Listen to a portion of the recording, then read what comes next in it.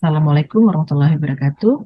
Suatu kali ada seorang yang bertanya kepada Bunda Medi, "Dok, mengapa ya ASI saya semakin hari semakin berkurang? Padahal saya ingin sekali bisa menyusui anak saya sendiri secara ASI eksklusif." Nah, pertanyaan tersebut tentunya sangat membuat para ibu muda menjadi gundah. Nah, untuk bisa mengerti mengapa adanya penurunan produksi ASI dari seorang ibu yang baru saja melahirkan, pertama adalah perlu diingat, seiring dengan bersalinnya seorang wanita, otomatis hormon yang terjadi pada tubuhnya adalah dominan untuk meningkatnya prolaktin sebagai suatu sumber hormon dari dalam otak untuk bisa memberikan suatu stimulus kepada kelenjar-kelenjar di payudara, yaitu alveoli dari payudara untuk bisa menghasilkan air susu ibu. Nah, hormon prolaktin tadi letaknya di dalam otak. Dan ini pertama, para ibu yang sedang menyusui, cukupkanlah waktu istirahat di malam hari. Karena apa? Prolaktin berhubungan dengan cukupnya istirahat seorang wanita di malam hari. Jadi di sini diperlukan kerjasama dengan para sang ayah agar nanti sang ibu di pertengahan malam ya sampai pukul 3 pagi adalah puncaknya seorang wanita untuk bisa beristirahat, menutup mata dalam ruangan yang gelap. Nah, insya Allah hubungan antara melatonin yang diperoleh dari malam hari dan prolaktin dari banyak penelitian sangat signifikan. Jadi pertama adalah tidur yang cukup di malam hari. Yang kedua adalah bagaimana seorang ibu juga bisa mengasup ya sumber-sumber makanan yang dapat menstimulus atau memproduksi ASI. Contohnya yang disebut adalah sumber makanan bersifat laktagog, yaitu yang pertama dari sayuran-sayuran hijau.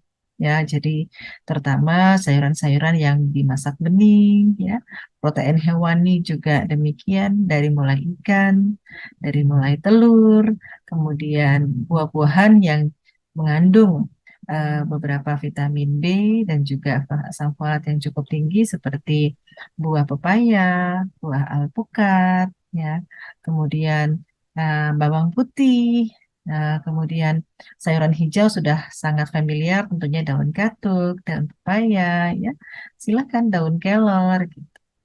Dan yang ketiga adalah bagaimana mencukupkan asupan cairan. Jadi kalau kita kurang minum, bagaimana produksi ASI bisa berlimpah? Jadi cukupkan minimal 2 liter sampai 2,5 liter per hari. Dan keempat adalah bagaimana kita juga mengetahui ada stimulus-stimulus yang berhubungan dengan reseptor hormon prolaktin dalam otak. Kita mungkin mengenal suatu obat-obatan yang tentunya harus dikonsultasikan ke dokter seperti antagonis dopamin. Nah, obat tersebut aman digunakan selama dalam pengawasan dokter.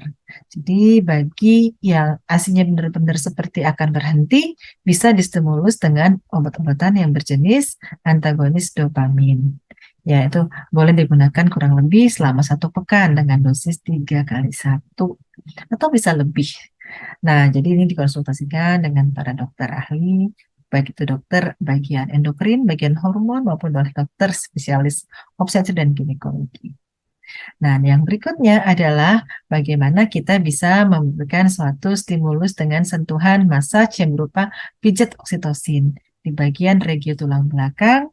Nanti dalam pertemuan selanjutnya kita akan memberi suatu guiding bagaimana seorang suami dapat menjadi suatu penolong bagi istrinya untuk melakukan pijat oksitosin, yaitu suatu penstimulus, suatu hormon lain dari dalam otak yang membantu membuat ejeksi atau keluarnya air susu itu.